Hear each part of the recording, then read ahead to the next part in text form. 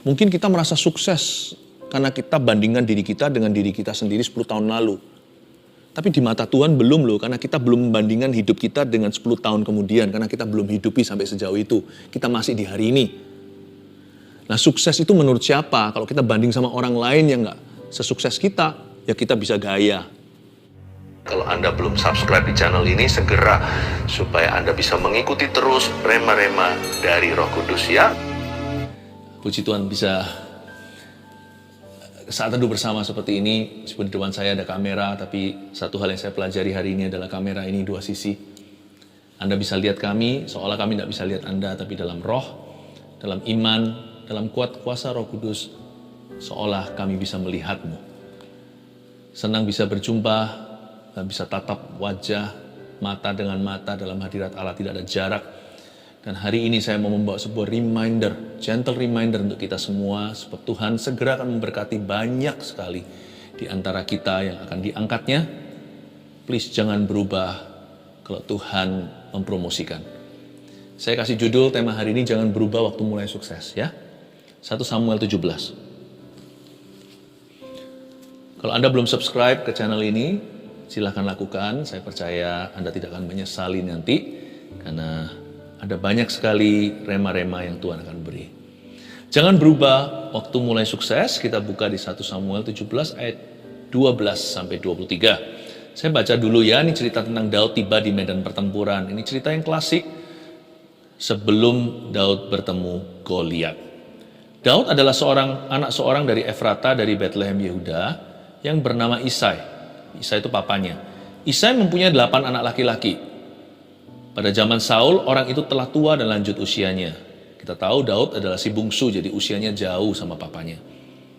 Ketiga anak Isai yang besar-besar telah pergi berperang mengikuti Saul. Nama ketiga anaknya yang pergi berperang itu ialah Eliab. Ini takonya. Ini adalah kakak tua. Anak sulung. Anak yang kedua ialah Abinadab. Dan anak yang ketiga adalah Syama. Saya hanya bisa bayangkan aja nih 3 kakak-kakaknya Daud ini pasti orang-orang gagah perkasa ya. Ini Lausan, 3 anak yang paling tua. Ini pasti orang-orang yang tampan. Daudlah yang bungsu, 14 yang imut-imut itu. Jadi ketiga anak yang besar-besar itu pergi mengikuti Saul. Tetapi Daud selalu pulang daripada Saul untuk mengembalakan domba ayahnya di Bethlehem. Orang Filistin itu maju mendekat pada pagi hari dan pada petang hari. Demikianlah tampil ke depan 40 hari lamanya. Isai berkata kepada Daud anaknya, ambillah untuk kakak-kakakmu bertih gandum itu seefah, dan roti yang 10 ini bawalah cepat-cepat ke perkemahan kepada kakak-kakakmu, dan baiklah sampaikan keju yang 10 itu kepada kepala pasukan 1000. Tengoklah, apakah kakak-kakakmu selamat, dan bawalah pulang suatu tanda dari mereka. Saul dan mereka itu dan semua orang Israel ada di lembah terbantin tengah berperang melawan orang Filistin. Bentar lagi akan keluar Goliatnya. Lalu sudah keluar sih ya selama 40 hari. Lalu Daud bangun pagi-pagi, ditinggalkannya lah kambing dombanya pada seorang penjaga, lalu mengangkat muatan dan pergi seperti yang diperintahkan Isai kepadanya.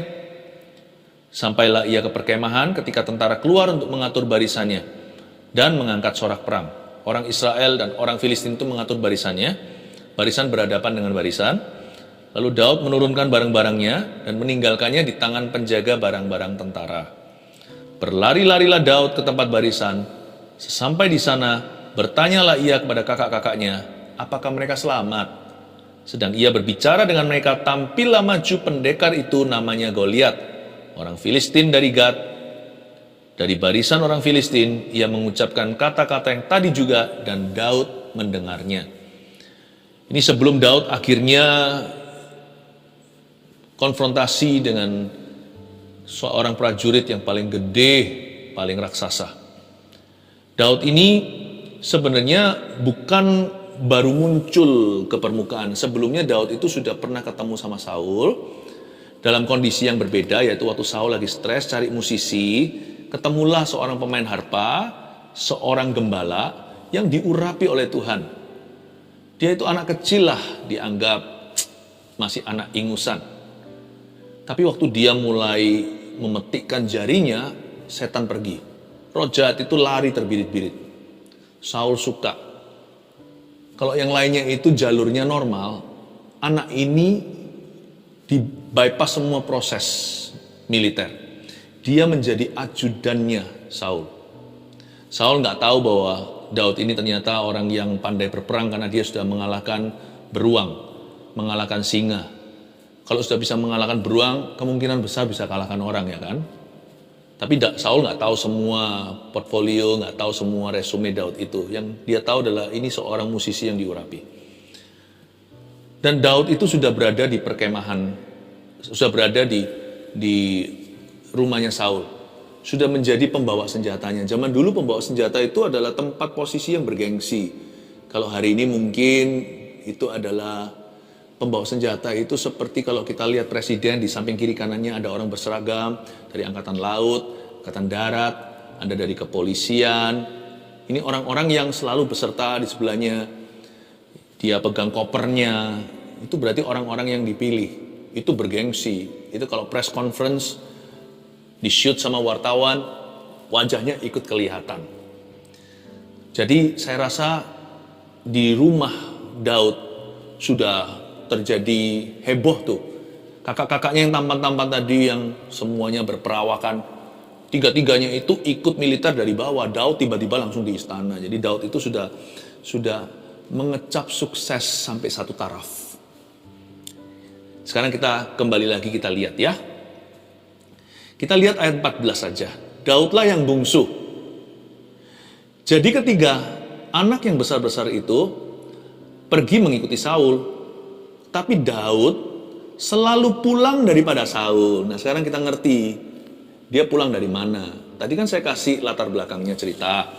Daud itu sudah di istana. Tidak dari jalur militer, tapi jalur khusus. Dan kalau yang di sampingnya Saul pegang senjata, ya pakai bajunya tentara juga. Jadi dia tentara kehormatan. Dia sudah sukses loh. Bisa aja dia gaya ngomong sama koko-kokonya yang suka menghina. Apalagi Daud ini usia sama papanya jauh kan. Jadi kayaknya sih nggak dapat perlindungan. Itu kalau dibully ya dibully sama koko-kokonya. Daud bisa aja mengece mereka dan berkata, kalian susah-susah. Lihat, aku langsung jadi ajudan raja. Langsung jadi pasukannya presiden. Tapi Daud selalu pulang. Ini yang membuat saya kagum. Dia ini gak berubah waktu sudah mulai mengecap satu kesuksesan. Daud sudah sukses. Tapi tuh dia tetap jaga hati. Makanya Tuhan bisa bawa dia kepada sukses berikutnya. Kita semua tahu sukses berikutnya apa? Dia bunuh Goliat. Kalau orang baru bunuh beruang, udah gaya bukan main. Udah gak mungkin Tuhan bawa kepada next levelnya. Kalau seorang sudah bisa bunuh singa pakai tangan kosongnya, sudah bisa gembar-gemborkan, buktinya Saul nggak tahu. Kakak-kakaknya mungkin juga nggak tahu. Orang-orang di medan perang juga pada nggak tahu. Ini siapa sih orang ini? Dia nggak ke sana sini ceritakan achievement, apa yang dia telah capai, apa yang dia lakukan. Tuhan tidak suka orang yang suka membesarkan dirinya atau membual. Sekalipun bualan kita terbukti pun Tuhan nggak suka kita begitu. Tuhan tuh lebih suka orang itu yang low profile. Low profile itu artinya gak banyak cakap dan bicara tentang apa yang dia tahu, apa yang dia punya, apa yang dia miliki, apa yang dia lakukan, apa yang dia sanggup lakukan. Makanya kata-kata Daudlah yang bungsu itu Tuhan suka. Makanya Tuhan pilih yang bungsu bukan karena Tuhan itu fanatik sama urutan. Tapi kenapa yang sulung gak jadi pilihan ya gak tahu sih kedaulatan. Tapi menurut saya ada sedikit banyak kerendahan hati itu faktor X-nya. Tuhan juga lihat loh, karena Tuhan melihat hati. Daud itu rendah hati, makanya terus bisa dibawa lebih tinggi. Habis bunuh Goliat apa? Coba lihat. Habis bunuh Goliat, dia menang perang sana-sini. Masih ada kelanjutannya, sukses-sukses berikutnya. Sampai-sampai orang-orang bernyanyi, hingga Saul pedih hati. Saul bunuh 1000, Daud laksa. Nanti kemudian masih apa lagi? Masih jadi raja, masih taklukkan Yerusalem. Selalu ada next-nya. Kalau orang itu bisa mawas diri, menempatkan diri di bawah kaki Tuhan. Orang seperti itu hanya ada one way to go. Satu jalan. Up. Hanya satu. Kenapa? Karena siapa yang merendahkan hati di bawah tangan yang tangan yang kuat akan ditinggikan. Tuhan gak akan pernah game over sama orang beginian. Gak pernah ada yang namanya, that's it, sudah selesai. Tuhan jadikan dia langganan. Tuhan jadikan dia langganan. Daud itu ini sifatnya Daud, coba ayat 15. Tapi Daud selalu pulang. Dia selalu huichiah. Dia selalu pulang daripada Saul untuk mengembalakan domba ayahnya di Bethlehem. Zaman sekarang, di zaman modern ini, kata gembala itu prestigious. Kenapa? Karena gembala itu kan bicara tentang hamba Tuhan, pendeta, ya kan, kedudukan. Zaman itu gembala domba itu adalah kerjaan hina. Ini bukan gembala gereja, gembala jemaat, gembala pelayanan, ini gembala domba beneran, peternak dia.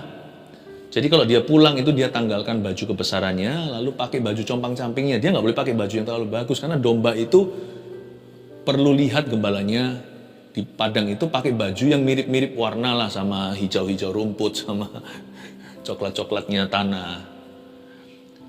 Daud selalu pulang. Dia tahu bagaimana untuk turun setelah Tuhan naikkan. Orang yang bisa selalu turun lagi setiap kali itu. Ambillah setiap kesempatan yang ada untuk merendahkan diri. Gak pernah rugi kok orang rendah hati itu. Sungguh, orang rendah hati itu seperti seolah-olah memiutangi Allah. Orang yang rendah hati itu gak akan dilewatkan sama malaikat. Karena malaikat lihat, mirip siapa ya orang ini? Mirip siapa? Mirip pangeran. Mirip pangeran sorga. Siapa namanya? Anak Allah, Yesus namanya. Seluruh malaikat pun lihat resemblance atau kemiripan. Ini kayaknya mirip loh sama Tuhan kita, sama Tuhan muda. Wah, Daud selalu huichiah, selalu pulang untuk mengembalakan domba ayahnya di Bethlehem. Kalau kita jadi Daud mungkin kita berkata, nggak mau aku sekarang sudah jadi ajudannya presiden kok. Ngapain pulang lagi jaga toko papa meracang? Ngapain lagi saya jagain di sana, pergi ke kasir gitu, cering-cering satu-satu uang recehan. Nggak mau. Dia gembalakan domba cuma 1-2 ekor. Nanti kan dihina nanti di ayat-ayat berikutnya sama kakak-kakaknya, atau kakak-kakaknya nggak suka naluri berani, nggak suka sifat pahlawannya. Dia berkata, kamu ngapain di sini? Kepo ya kamu. Situ, balik, coba gembalain domba papa yang 2-3 ekor itu. Mana mau suruh pulang jaga toko? Mau tuh. Karena itu kita nggak boleh sok-sokan kalau Tuhan mulai angkat. Gini masalahnya, kalau diangkat Tuhan itu, kenapa saya kasih judul jangan berubah waktu mulai sukses? Tidak semua orang itu mulai sukses. Ada orang yang sudah sukses, seperti Daud. Dia sudah mengalami sukses pertama. Ada orang yang sudah sukses, tapi Tuhan punya karya dalam hidup kita itu berkelanjutan. Kalau saya berkata jangan berubah waktu mulai sukses dulu ya dulu. Aku pernah dipakai Tuhan, ya udah itu sudah lalu. Ayo dipakai lagi. Aku pernah diberkati atau dipercayai Tuhan sesuatu, iya kan? Itu sudah rampung. Ayo sekarang dipercayai lagi. Sukses yang dari Tuhan itu susah payah tidak mengikuti, maksudnya itu oktavnya berbeda-beda. Mungkin kita merasa sukses karena kita bandingkan diri kita dengan diri kita sendiri 10 tahun lalu. Tapi di mata Tuhan belum loh, karena kita belum membandingkan hidup kita dengan 10 tahun kemudian, karena kita belum hidupi sampai sejauh itu. Kita masih di hari ini. Nah, sukses itu menurut siapa? Kalau kita banding sama orang lain yang nggak sesukses kita, ya kita bisa gaya. Makanya nggak perlu orang itu sombong, nggak perlu orang itu minder. Karena kita tidak boleh saling membandingkan. Bandingkan dengan diri sendiri juga jangan. Kita harus selalu bercermin sama Tuhan. Kalau kita bandingkan dengan diri kita aja, berapa tahun yang lalu mungkin kita bisa berbangga. Tapi Tuhan berkata itu belum apa-apa. Kalau kamu bangga sekarang ya sudah stop di sini, game over, bye-bye sudah. Tapi kalau kamu masih bisa merendahkan hati, menempatkan diri, aku bawa kamu ke 10 tahun kemudian. 10 tahun kemudianmu itu adalah masa depanmu yang kamu belum lihat. Waktu suatu hari kamu menoleh waktu itu dan melihat ke hari ini, kamu berkata, compang-camping aku, belum ada apa-apa. Untung Daud tidak gaya dan berkata, aku udah bunuh beruang, sebentar lagi Goliat. Untung dia tidak berkata, aku sudah mengusir setan yang ada di dalam tubuh raja. Memang lewat kecapinya ya kan?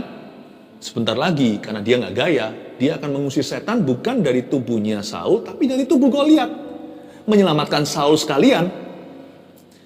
Kalau dulu dia usir setan di dalam Saul itu dengan kecapi, sebentar lagi dia akan usir setan dalam diri Goliat dengan ketapelnya.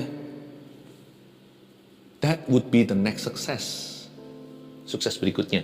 Jadi ayat 16 ini ayat 15 tadi itu nggak pernah saya remehkan, karena nggak ada ayat 15, nggak ada Goliat ditumbangkan. Karena Daud selalu pulang. Makanya itu ada ayat kelanjutan. Baru setelah itu ada yang namanya kemenangan berikutnya. Jangan pernah kita hanya lihat langsung ke action. Kita kan suka film aksi, sukanya langsung yang beraksi. Nggak ada beraksi ini kalau nggak ada fondasi. Fondasinya itu ayat 15. Daud selalu hijrah, Daud selalu pulang untuk mengembalakan 2-3 ekor mbek-mbeknya. Tuhan tuh lihat perkara sederhana, kasih kita perkara besar. Kuncinya itu bukan perkara besar. Perkara besar itu manifestasi. Perkara besar itu demonstrasi. Perkara besar itu hasil akhirnya. Tapi kuncinya itu di perkara kecil. Gara-gara itu ada ini. Gara-gara itu ada ini. Jangan kita sembah semangkanya. Pernah lihat biji semangka hitam-hitam itu? Nggak ada itu, nggak ada ini. Ini penyebabnya. Buah justru harus kamsyah atau berterima kasih sama biji. Inilah biji suksesnya Daud. Ayat 15. Daud selalu pulang. Dia menempatkan diri. Orang Filistin itu maju mendekat, dan pada pagi hari dan pada petang hari demikianlah ia tampil ke depan 40 hari lamanya. Ini Goliat ini 40 hari cuman mengintimidasi, ya. Tapi ngeri sih, bayangin kalau orang 3 meter di depan Anda dan berkata, siapa berani lawan saya? Oke, maju, 1, aku menang, seluruh bangsamu budakku. Aku kalah, seluruh bangsaku budakmu. Mana ada yang berani? 40 hari kenapa? Karena Saul kehabisan kandidat, tidak ada yang mencalonkan diri lawan Goliat. Coba lihat Daud ya. Isai berkata kepada Daud anaknya, ambillah untuk kakak-kakakmu berti gandum ini seefah, dan roti yang 10 ini bawalah cepat-cepat. Suruh bawa apa? Disuruh bawa gandum seefah, 6 liter, disuruh bawa roti yang 10 roti. Bawalah cepat-cepat ke perkemahan pada kakak-kakakmu. Kakaknya cuma 3, tapi dia bawa 10 roti. Mungkin kakaknya makannya banyak, atau mungkin juga bagi-bagi sama rekan-rekan kawan-kawan. Papanya mungkin khawatir supaya dikasih-kasih sana sini, supaya nanti di militer kakaknya diperhatikan. Mungkin suruh kasih atasan. Dan baiklah sampaikan keju yang 10 ini kepada kepala pasukan 1000, iya kan? Atasannya, kepala pasukan 1000. Ini ya, kasihkan ya keju yang 10 ini kepada komandannya kakakmu. Tengoklah apakah kakak-kakakmu selamat dan bawalah pulang sesuatu tanda dari mereka. Luar biasa ya. Orang yang datang ke medan perang itu untuk berperang malah justru tidak menang. Orang yang datang ke medan perang dengan roh yang melayani, dengan maksud hati untuk membantu, orang itu justru jadi hero of the day. Orang itu justru jadi pahlawan. Daud ini mirip Tuhan Yesus. Kalau di dalam misalnya cerita-cerita tentang ada Yunani kan banyak sekali dewa-dewanya.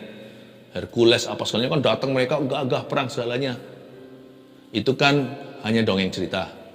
Tapi Tuhan kita datang ke dunia itu kepalungan. Itu ya mengundang tawa. Bayangin kuasa gelap yang nggak ngerti hikmat Allah, tertawa semua, gini menguasai dunia gimana, datang ke kandang hewan. Lalu habis itu nggak bawa pedang loh Tuhan Yesus itu. Raja itu naik kuda, Tuhan naik keledai. Keledai itu untuk pekerja. Kalau bangsawan itu naik kuda, itu perang. Keledai mana dipakai untuk perang? Keledai itu pakai untuk bawa beban. Dia masuk ke Yerusalem, katanya mau menyelamatkan seluruh dunia, menyelamatkan Israel. Lu mana pedangnya? Mana tombak lembingnya? Kok bawa hewan pekerjaan, hewan rodi, bukan hewan victory. Semua orang tertawa. Bedanya gini, Yesus itu beda sama tokoh-tokoh dunia. Kalau di bumi ini orang-orang berlomba untuk memerintah dengan tangan besi dan wibawa, Yesus berkata begini, anak manusia datang untuk melayani, bukan untuk dilayani. I come to serve. Lihat tuh, siapa yang dipilih Bapa? Yang datang melayani itulah yang mengalahkan iblis. Yang datang melayani itulah yang memenangkan seluruh dunia.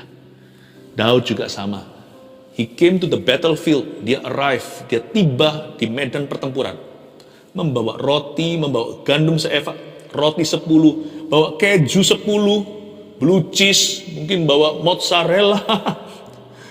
Aduh, semua orang tertawa, semua bawa pedang, kamu bawa cheese. Kasih sini, kasih situ. He came to serve. Ingat ya, orang yang punya hati gini itu punya power. Karena God's power, Tuhan punya kuasa disimpan di hati yang rendah, di hati yang melayani. Pernyataan kuasa Allah di sana. Kalau kita ngerti panggilan kita untuk melayani, kita akan tahu bahwa melayani itu adalah covenant atau perjanjian dengan Tuhan. Di dalamnya terkandung kekuatan.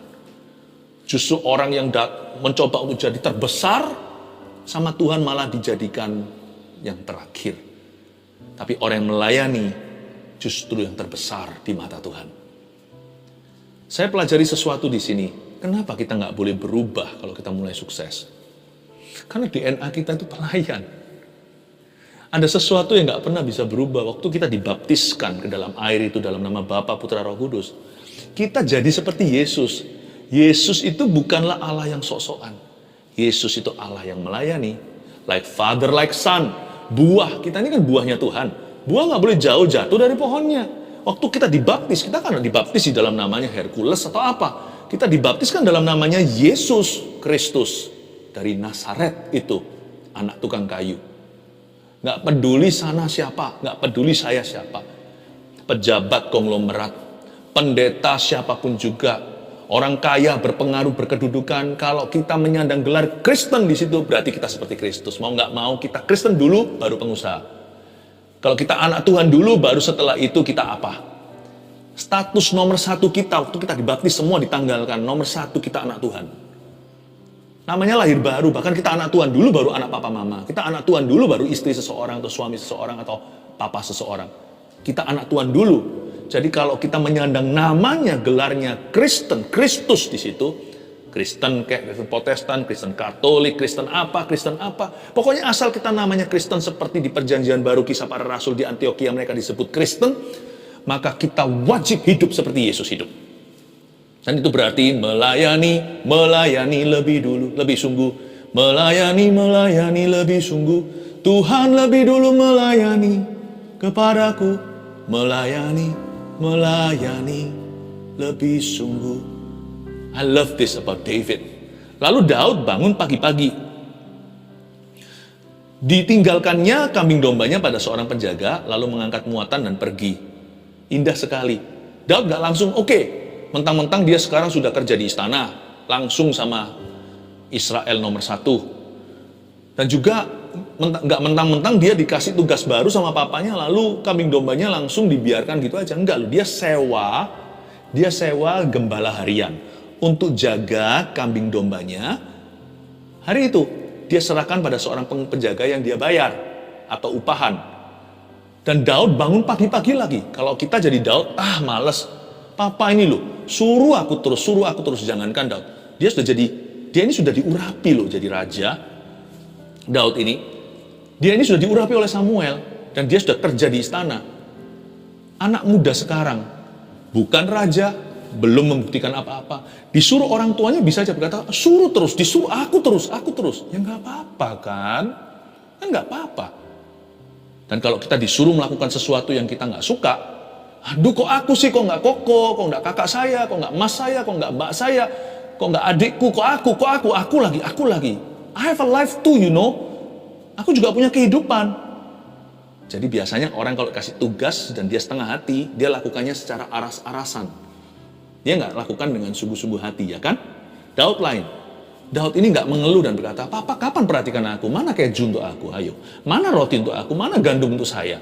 Kenapa semua selalu koko 1, koko 2, koko 3? Aku lo nggak pernah sama sekali di interview diberitahu Papa, good job my son. Wah kerja di istana ya gimana ya, seneng ya kerja sama raja. Raja gimana, ngomong apa aja sama kamu? Ada tanya tentang Papa nggak? Nggak ada tuh.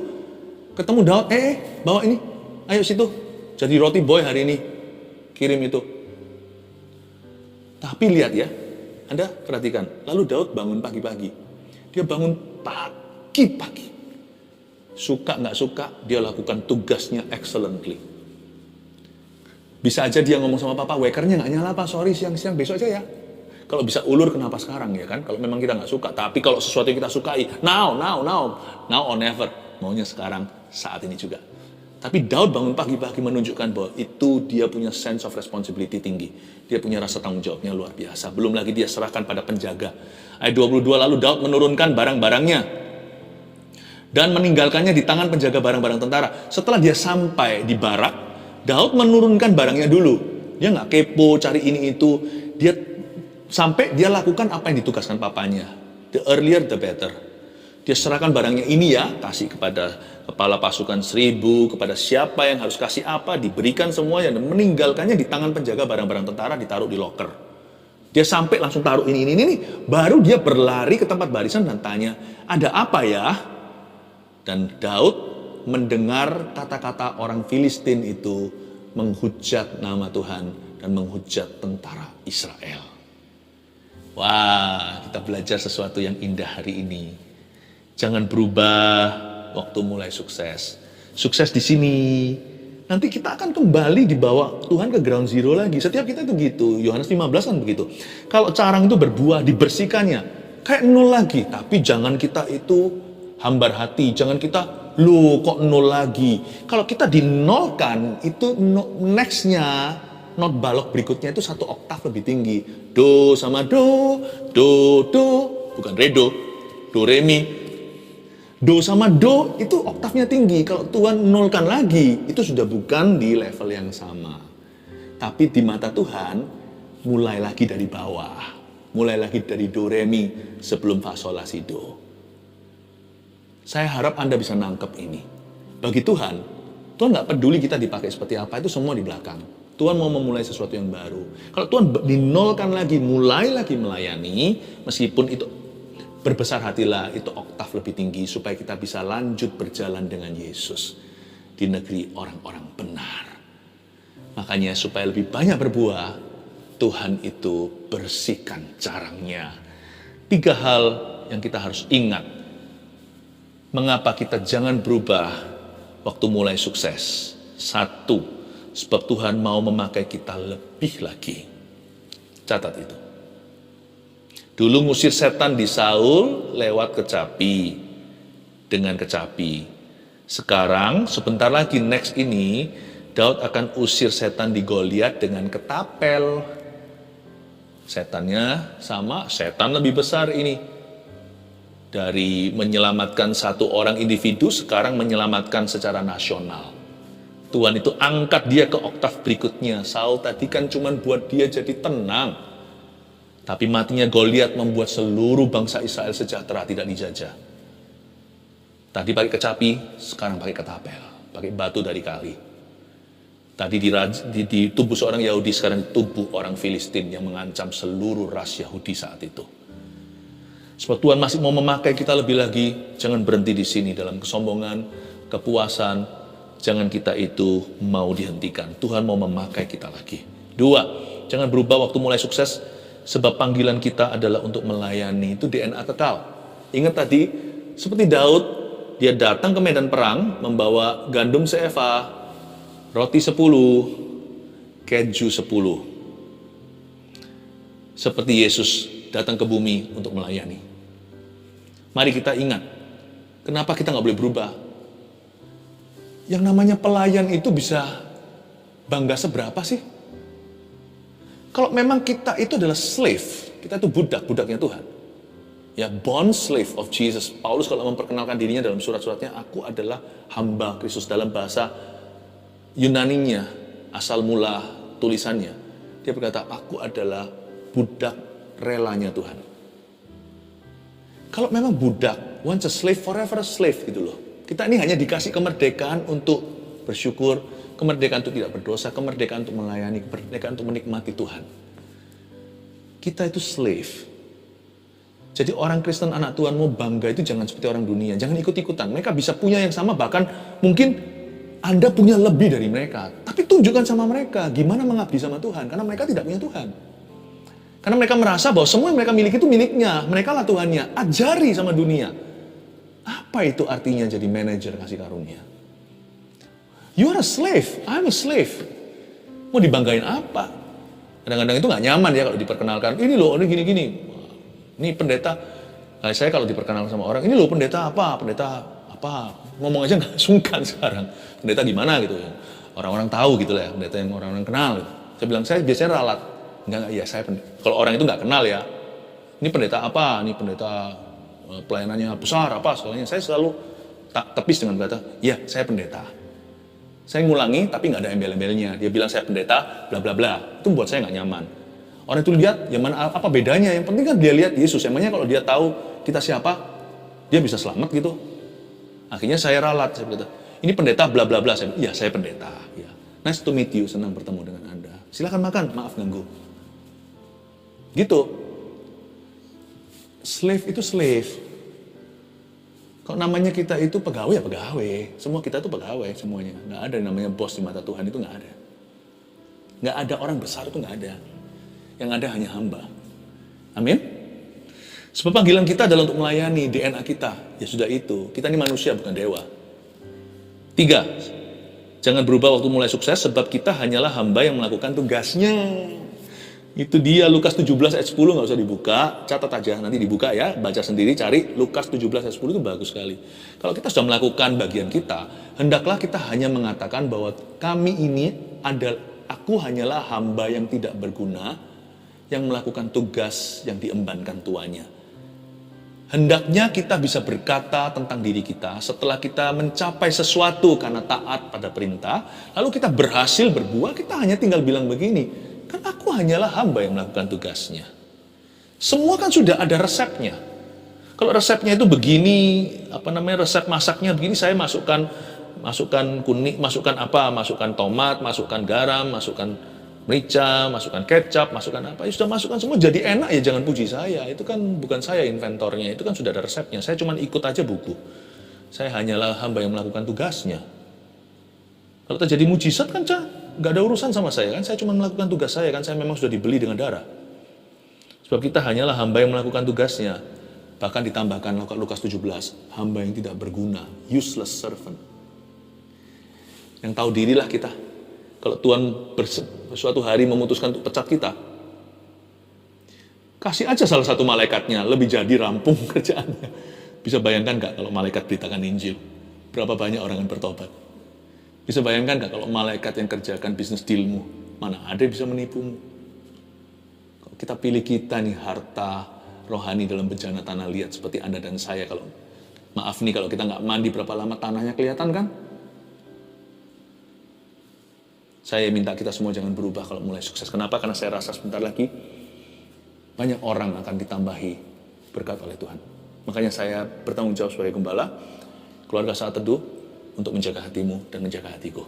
Jangan berubah waktu mulai sukses. 1, sebab Tuhan mau memakai kita lebih lagi. 2, sebab panggilan kita adalah untuk melayani. 3, sebab kita hanyalah hamba yang melakukan tugasnya. 1 Petrus 4 ayat 7. Kesudahan segala sesuatu sudah dekat. Karena itu, kuasailah dirimu dan jadilah tenang, supaya kamu dapat berdoa.